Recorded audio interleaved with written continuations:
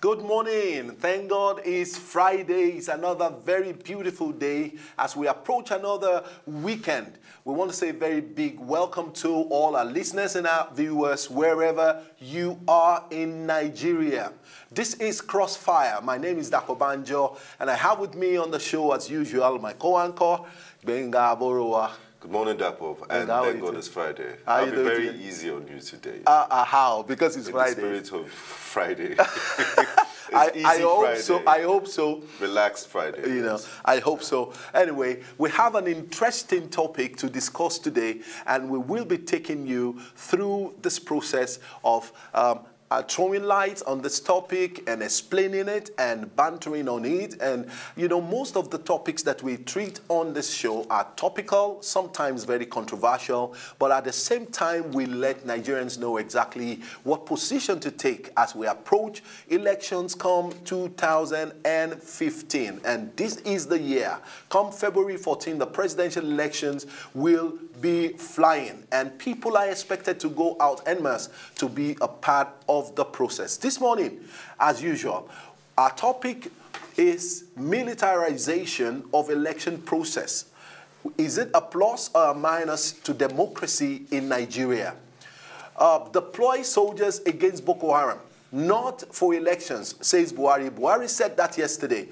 The presidential candidate of the All Progressive Congress, Major General Muhammadu Buhari, has called on President Goodluck Jonathan to deploy more soldiers and other security operatives in the troubled northeast ravaged by Boko Haram insurgents rather than keep them for the 2015 general elections.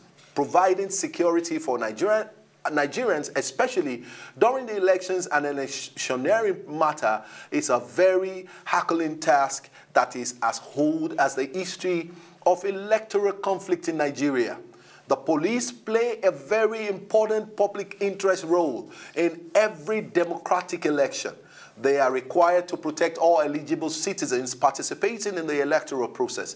Their ability to play these roles without engaging in intimidation, coercion, or violence against the citizen is crucial to the success of the elections. Since the police are found wanting in the discharge of these duties in many elections, the citizens have lost confidence in the electoral process and may question the credibility and legitimacy of the government that emerges from the process, and the lack of credible government is sine qua non to instability in a polity. The main role of the police during an election is to maintain order and create, by means of effective policing, a favorable climate in which a democratic election can take place.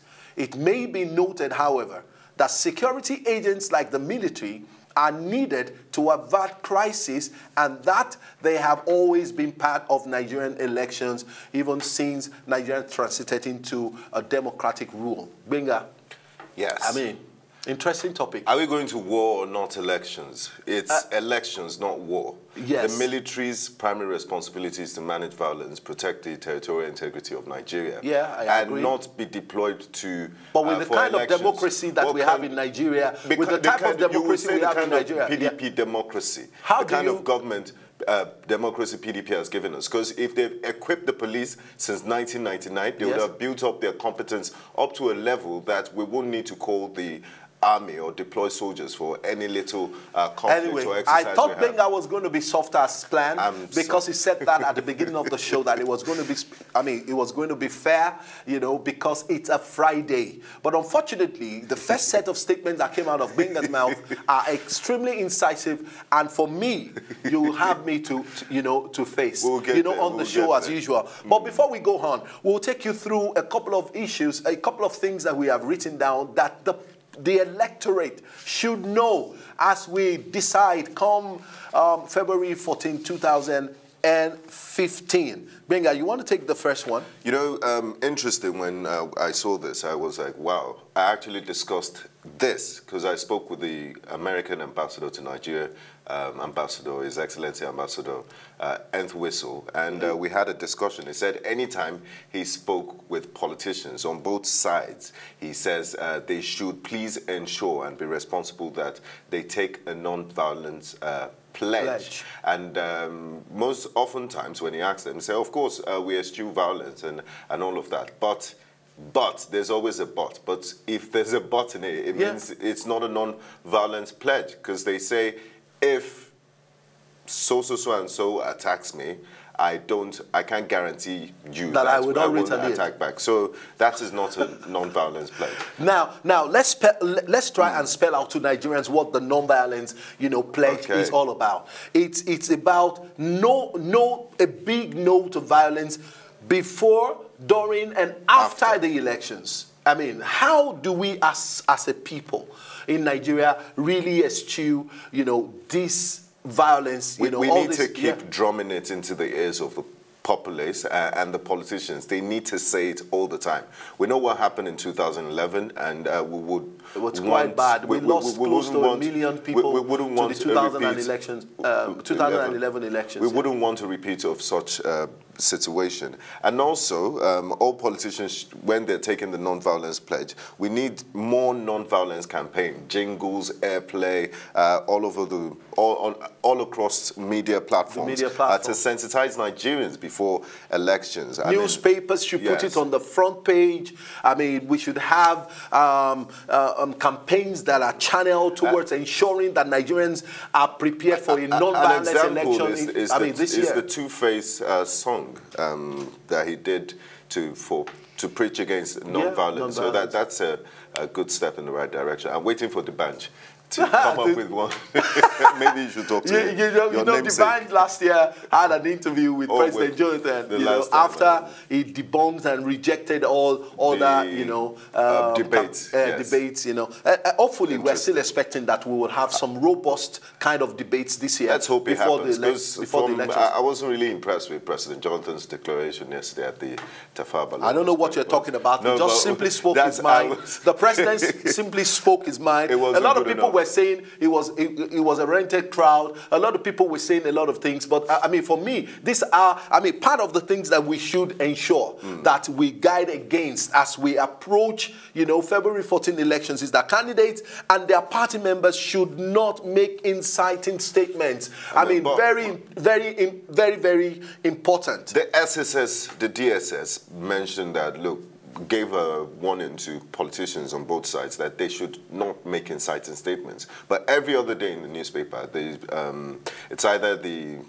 it's most times Mr. Olisametu, the PDP spokesperson, is always making inciting statements. No, but the presidential candidate for APC yesterday made one. Why don't they call them and that is why we're treating this topic today. If you're supporting the PDP, what we're saying, we have not started on the topic. I know, but you should be objective about some of these things. Most times what we see is when you're in support of the government, you're allowed to make inciting statements. As Saheed Okubo said, if President Jonathan is not re-elected, he will make Nigeria ungovernable. Mr. Olisametu is always making inciting statements here and there. But the same statements were made by the CPC presidential candidate converted to APC presidential candidate, today. That was a long time ago. That was in 2011, for God's sake. That's history. It was in 2011, just a few years back.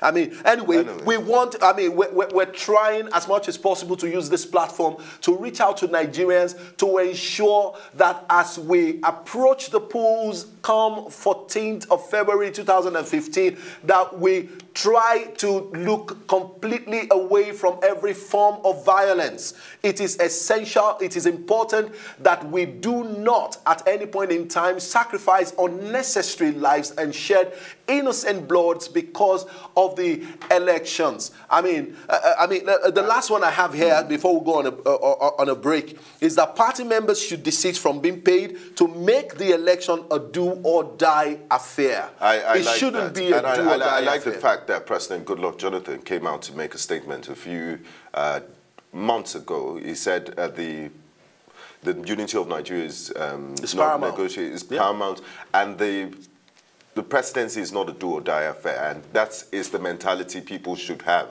politicians across the board, that look, if I don't get in, the first thing you should do in other democracies, when you know that it's a free and fair election, the loser is magnanimous enough to congratulate the winner and say, we're going to work together to build this country. Do you know and move the country forward. What you're saying right now is part of the non-violence pledge? That you will embrace, you know, the victory, and that you will submit to whoever eventually wins the elections, and that you will have to make a public statement to saying that you will be you will support the government of whoever wins the elections. I mean, but I know that our politicians in Nigeria, and that's why we're treating this topic today, you know, are not, you know, many of them are not lovers of peace. I don't know why. Let's hope for the best. I'm trusting God, seriously, Benga. I'm really trusting that Nigerians will look away, you know, will eschew, you know, violence and toe the path of peace, you know, as we vote in February. There won't be any need for violence because it's going to be a landslide victory in favor of the opposition. So, I mean, anyway, especially if the process, I can't wait. Especially if the election process is militarized, I believe very strongly that there wouldn't be any form of violence, and the elections, and elections will be free and fair. You know, I mean, I believe so much in, you know, the militarization of election. I don't know why, you know, but I believe. We'll get there. Really, you know. But when we come back, we're going to go on a short break now. When we come back, you will see all the details of our social media scrolling on the screen, and you can be a part of the show. And our phone number for you to call, our phone numbers for you to call into the studio and be a part of the show will be scrolling also on the screen, and you can be in the studio with us. We want you to call and air your opinion. We want you to call and explain to Nigerians how you feel about whatever topic is being treated on this show. We'll go on a short break now, and when we come back, we'll be treating and dealing with the topic just as planned. Do stay tuned.